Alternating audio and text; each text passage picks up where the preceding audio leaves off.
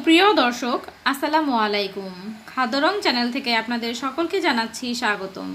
আজ আমি তৈরি করে দেখাবো খুবই সহজভাবে মজাদার একটি রেসিপি। আজ আমি তৈরি করেছি সবার পছন্দের কালাভুনা। কালাভুনা খেতে কিন্তু সবাই পছন্দ করি, তবে এটা রান্না করাটা অনেকে খুব ঝামেলা মনে করেন। তো আজকে আমি খুব সহজভাবে দেখিয়ে দিব রেডিমেড মশলা দিয়ে এই কালাভুনার রেসিপিটি।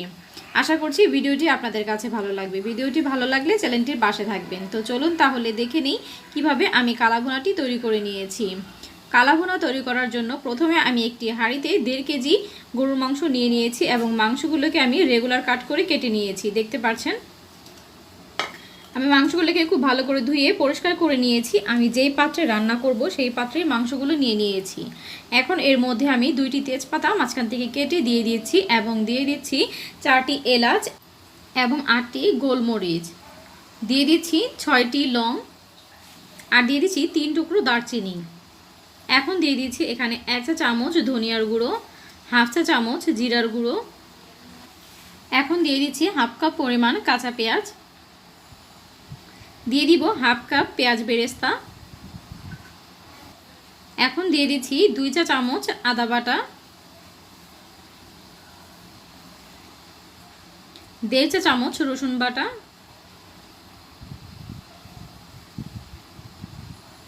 দিয়ে দিচ্ছি পরিমাণ মতো লবণ বা 2 চা চামচ লবণ, দিয়ে দিচ্ছি 1/4 কাপ টমেটো সস। এখন দিয়ে দিব রাঁধুনি কালাভুনার মশলাটা। আমি এখানে একটা প্যাকেট খুলে নিচ্ছি, এর ভিতরে 2টা প্যাকেট থাকে। তো বড় যে প্যাকেটটা থাকে আমি সেখান থেকে দিয়ে দিব। এখানে 2 কেজি পরিমাণ মাংসের জন্য কিন্তু এই মশলাটা দেয়া আছে। তো আমি যেহেতু এখানে 1.5 কেজি মাংস নিয়েছি, তো আমি সবগুলো মশলা দিব না, তো আমি কিছুটা মশলা রেখে দিব। দেখতে পাচ্ছেন আমি দেখিয়ে দিচ্ছি, আমি কিন্তু পুরোটা নেইনি, কিছুটা রেখে দিয়েছি। এবং দিয়ে দিচ্ছি 1 কাপ সরিষার তেল। এবার সমস্ত উপকরণগুলো একসাথে করে খুব ভালো করে মাখিয়ে নিতে হবে। এমনভাবে মাখাতে হবে যেন মশলাগুলো মাংসের সাথে খুব ভালোভাবে লেগে থাকে। খুবই ভালো করে সময় নিয়ে আমি 3 থেকে 4 মিনিটের মতো করে মাংসগুলোকে খুব ভালো করে মাখিয়ে নিয়েছি। এবার আমি হাতটা ধুয়ে সামান্য একটু পানি দিয়ে দিচ্ছি। এবার আমি চুলায় বসিয়ে দেব। চুলায় বসানোর পর আমি একটু নাড়াচাড়া করে দিচ্ছি। হালকা হাতে নাড়াচাড়া করে এবার ঢাকনা দিয়ে ঢেকে রান্না করে নেব।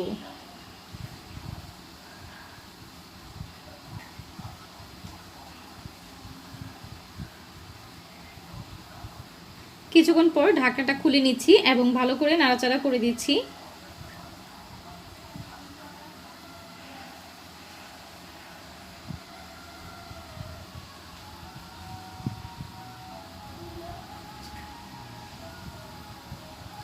আমি আবারও ঢাকনা দিয়ে ঢেকে রান্না করে নিব।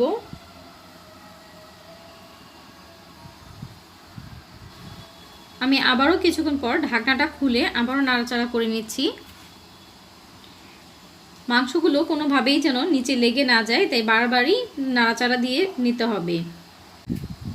এবার ঢাকনা দিয়ে আবারও ঢেকে দিব এবং কিছুক্ষণ পর আবারও ঢাকনাটা খুলে আমি আবারও নাড়াচাড়া করে নিচ্ছি। আমি বেশ কয়েকবার এভাবে ঢাকনা খুলে নাড়াচাড়া করে আবার ঢাকনা দিয়ে ঢেকে রান্না করে নেব।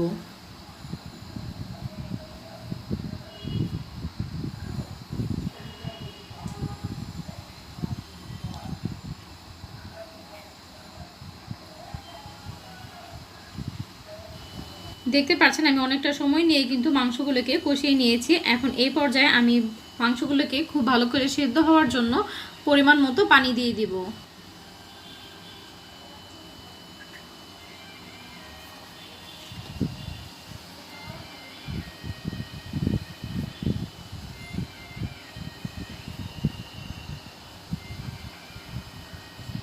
এবার ঢাকনা দিয়ে ঢেকে রান্না করে নিব মাংসগুলো পুরোপুরি সেদ্ধ হওয়া পর্যন্ত। তো মাংসগুলো সেদ্ধ হওয়ার পর আমি ঢাকনাটা খুলে নিয়েছি। আমি কিন্তু এর মাঝে ঢাকনা খুলে নাড়া দিয়ে চেক করে নিয়েছি, মাংসগুলো কিন্তু এই পর্যায়ে সেদ্ধ হয়ে গিয়েছে।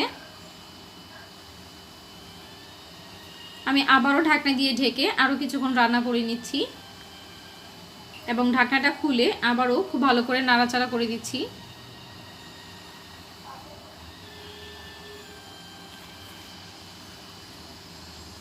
এখন যে ছোট প্যাকেটটা ছিল সেই প্যাকেটটা খুলে আমি এখান থেকে কিছুটা মশলা এর মধ্যে দিয়ে দিচ্ছি। পুরো মশলাটা কিন্তু দেওয়া যাবে না, আমি কিছুটা মশলা দিয়েছি এবং খুব ভালো করে মিশিয়ে নিচ্ছি মাংসের সাথে। এই মশলাটা দেওয়ার কারণে কিন্তু মাংসের কালারটা চেঞ্জ হয়ে যাবে, কালো হয়ে আসবে। তো ঢাকনা দিয়ে ঢেকে রান্না করে নিচ্ছি। কিছুক্ষণ পর ঢাকনাটা খুলে নিচ্ছি, দেখতে পাচ্ছেন মাংসের কালার কিন্তু অনেকটাই চেঞ্জ হয়ে গিয়েছে, দেখতে পাচ্ছেন। এটা আমরা যত বেশি এখন জাল দিব তত বেশি কিন্তু মাংসটা কালো হয়ে যাবে আস্তে আস্তে। তো আমি আবারও ঢাকনা খুলে নাড়াচাড়া করে দিচ্ছি, দেখতে পাচ্ছেন মাংসের কালারটা কিন্তু আরেকটু গাঢ় হয়ে গিয়েছে। তো পুরোপুরি কালো হওয়া পর্যন্ত আমি এভাবে নাড়াচাড়া করে নিচ্ছি।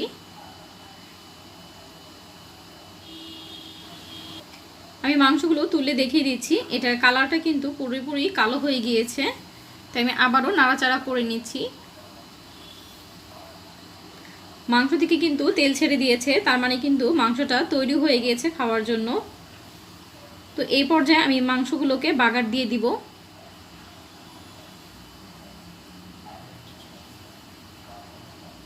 বাগারের জন্য একটি প্যান নিয়ে নিয়েছি এবং এর মধ্যে আমি কিছু পেঁয়াজ কুচি দিয়ে দিচ্ছি আর দিয়ে দিব 3টি শুকনো মরিচ। আমি এভাবে ছোট করে কেটে নিয়েছি, আপনারা চাইলে আস্ত দিতে পারেন।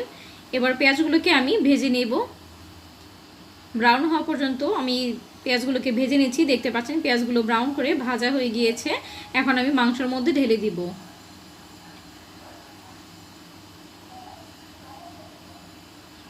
এবার সাথে সাথে ঢাকনা দিয়ে ঢেকে দিব 5 মিনিটের জন্য। 5 মিনিট পর ঢাকনাটা খুলে নিচ্ছি। এরই মধ্যে কিন্তু বাগারের ফ্লেভারটা মাংসের সাথে ছড়িয়ে গিয়েছে, মিশে গিয়েছে। তো আমি এবার নাড়াচাড়া করে মিশিয়ে নিচ্ছি। ভালো করে নাড়াচাড়া দিয়ে আমি একসাথে করে মিশিয়ে নিয়েছি, দেখতে পাচ্ছেন। এবং এর মধ্যে আমি এখন দিয়ে দিয়েছি সর্বশেষে কিছু পেঁয়াজ কিউব করে কেটে রেখেছিলাম, তো সেই পেঁয়াজগুলো আমি এখন দিয়ে দিচ্ছি। এবার কিন্তু আর বেশিক্ষণ নাড়াচাড়া করা যাবে না, খুবই অল্প সময়ের মধ্যেই চুলা থেকে নামিয়ে নিতে হবে। তো আমি 2-3 মিনিটের মতো এইভাবে নাড়াচাড়া করে নিয়েছি এবং আমি সামান্য আরও একটু মশলা দিয়ে দিচ্ছি এখানে। এরপর কিন্তু আর বেশিক্ষণ রান্না করা যাবে না। তো দেখতে পারলেন কত সহজভাবে আমি মজাদার এই রেসিপিটি তৈরি করে দেখিয়েছি। এটি আপনারা খুবই সহজভাবেই ঝটপটভাবে এই কালাভুনাটি তৈরি করে খেতে পারবেন, কোনো রকম ঝামেলা ছাড়াই। তো এখন এর মধ্যে আমি দিয়ে দিচ্ছি 2 টেবিল চামচের মতো ঝাল টমেটো সস দিয়ে আবারও খুব ভালো করে মিশিয়ে নিচ্ছি। আপনারা যদি এই রেডিমেড মশলাটা দিয়ে কালাভুনাটি তৈরি করেন, এটা কিন্তু পারফেক্ট একটি কালাভুনা তৈরি হবে এবং খেতেও অনেক বেশি মজার হবে এবং সময়ও অনেকটা বেঁচে যাবে। তো দেখতেই পাচ্ছেন একেবারে পারফেক্টভাবে কিন্তু আমি কালাভুনাটা তৈরি করতে পেরেছি। আশা করছি আজকের ভিডিওটি আপনাদের কাছে ভালো লেগেছে। ভিডিওটি যদি ভালো লেগে থাকে তাহলে অবশ্যই একটি লাইক দিয়ে দিবেন এবং আমার চ্যানেলে যদি নতুন হয়ে থাকেন তাহলে চ্যানেলটিকে সাবস্ক্রাইব করে বেল আইকনটি বাজিয়ে দিবেন। আর সবাই আমার জন্য দোয়া করবেন। আজ এই পর্যন্তই, আল্লাহ হাফেজ।